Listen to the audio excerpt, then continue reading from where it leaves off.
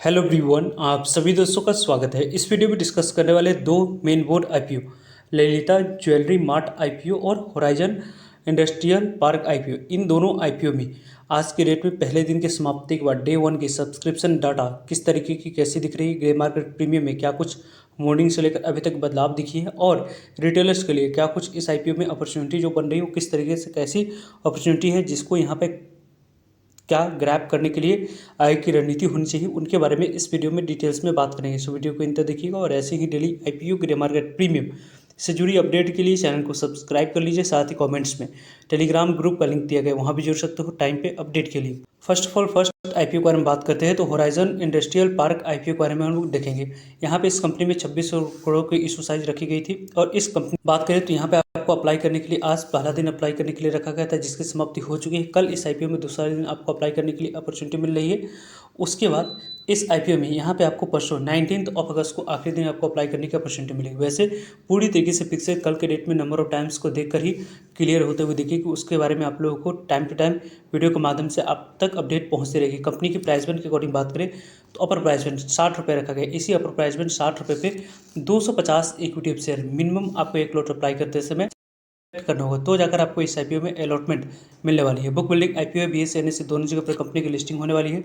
रही बात इस कंपनी की इशू साइज के बारे में बात करने की तो 26 करोड़ की इशू साइज को 75% शेयर क्यूआईबी के लिए, 15% शेयर आपको रिटेलर्स यहाँ पे एनआई कैटेगरी के लिए, 10% शेयर ही रिटेलर्स कैटेगरी के लिए एलोकेट करने के लिए रखा गया है।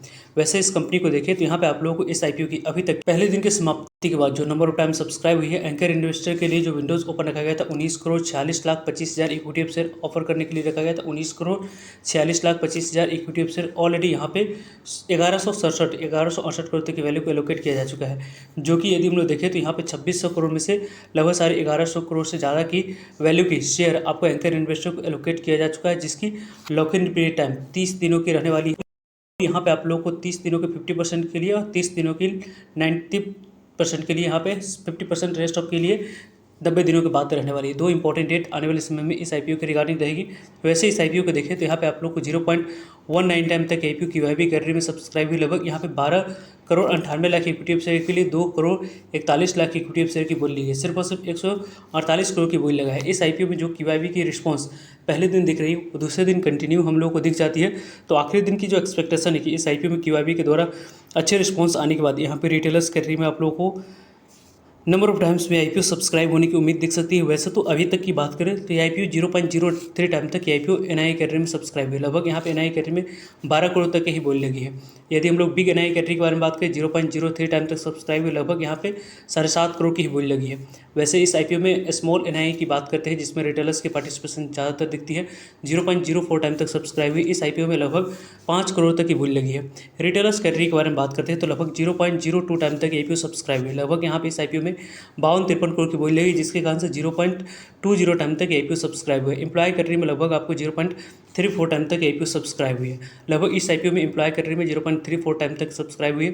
टोटल सब्सक्रिप्शन फिगर 0.15 टाइम तक आईपीओ सब्सक्राइब हुई है। लगभग यहाँ पे 23 करोड़ 87 लाख इक्विटी शेयर के लिए 3 करोड़ 52 लाख इक्विटी शेयर की बोल लगी है। लगभग इस आईपीओ में 212 करोड़ की बोल लगी है, जिसके कारण से आईपीओ 0.15 टाइम तक आईपीओ सब्सक्राइब हुआ है। जिस तरीके की जैसे रिस्पॉन्स इस आईपीओ में दिख रही है और पहले दिन के अकॉर्डिंग ठंडे रिस्पॉन्स दिख रहा है। इस रिस्पॉन्स के अकॉर्डिंग क्या आने वाले समय में इस आईपीओ में अप्लाई करने के पॉइंट ऑफ व्यू से कैसे दिखनी चाहिए, तो यहाँ पे आप लोग को वेट एंड वॉच करनी चाहिए। कल तक आपको जो नंबर ऑफ टाइम सब्सक्राइब होगी उसके बारे में डिस्कस करने के बाद ही पर्सनली मैं अप्लाई करने की प्लानिंग आने वाले समय में करूँगा।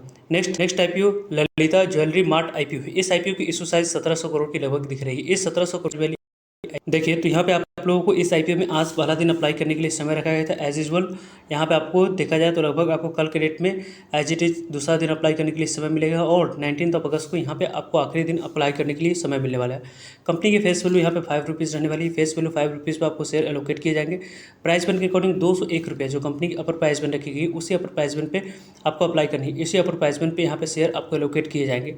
74 इक्विटी शेयर मिनिमम आपको एक लॉट अप्लाई करते समय सेलेक्ट करना है। 1700 करोड़ की इशू साइज है। इसमें यदि हम लोग डिस्कस करें तो यहाँ पे 1700 करोड़ की इशू साइज में 50% शेयर QIB को एलोकेट करने के लिए रखा गया, 35% शेयर रिटेलर्स के लिए, 15% शेयर आप NI कैटेगरी को एलोकेट करने के लिए रखी गई है। वैसे इस कंपनी में यदि आप एम्प्लॉय कैटेगरी के लिए एलिजिबल है तो यहाँ पे आप लोगों को 19 रुपीज़ आपके लिए डिस्काउंट रखी गई। इसे 90 रुपीज़ डिस्काउंट पे आपको अप्लाई करनी, इसे 90 रुपीज़ डिस्काउंट पे आपको आने वाले समय में एलोकेशन होते हुए दिखेगी। कंपनी के बारे में बात करें तो यहाँ पे इस कंपनी ललिता ज्वेलरी IPO में जो नंबर ऑफ टाइम से IPO सब्सक्राइब होते हुए दिख रही है, QIB की तरफ से आप लोग अच्छे रिस्पॉन्स दिखिए। एंकर इन्वेस्टर को तो ऑलरेडी यहाँ पे 2,83,581 इक्विटी शेयर ऑफर किया गया था। 2,53,83,581 इक्विटी शेयर 508 करोड़ की वैल्यू की 1700 करोड़ में से एलोकेट किया जा चुका है। QIB कैटेगरी में पहले दिन इस IPO में 0.71 टाइम तक सब्सक्राइब होना एक पॉजिटिव इंडिकेशन देती हुई दिख रही है। लगभग यहाँ पे 1,68,00,000 इक्विटी शेयर के लिए 1,18,00,000 इक्विटी शेयर की बोली लग चुकी है। लगभग 239 करोड़ की बोली इस IPO में ऑलरेडी लग चुका है। यानी कि इस IPO में QIB के द्वारा पहले दिन आपको यहाँ पे होराइजन IPO से ज़्यादा आप लोग अच्छे रिस्पांस दिख रहे हैं, लेकिन इस IPO में आपको जो QIB की रिस्पांस पहले दिन दिखी है वो रिस्पांस दूसरे दिन इसी तरीके की ऐसी रहती है नहीं, वो इंपॉर्टेंट है देखना। इसी तरीके की ऐसी मोमेंटम रहेगी तो यहाँ पे आप लोग अच्छे नंबर ऑफ टाइम से IPO QIB कैटेगरी में सब्सक्राइब हो सकती है।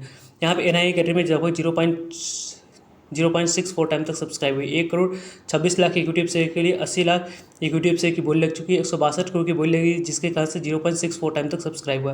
बिग NI कैटेगरी में लगभग 0.58 टाइम तक सब्सक्राइब हुई। लगभग यहाँ पे 84 लाख इक्विटी शेयर के लिए 49 लाख इक्विटी शेयर की बोली 98 करोड़ की बोली लगी, जिसके कारण से 0.58 टाइम तक सब्सक्राइब हुआ है।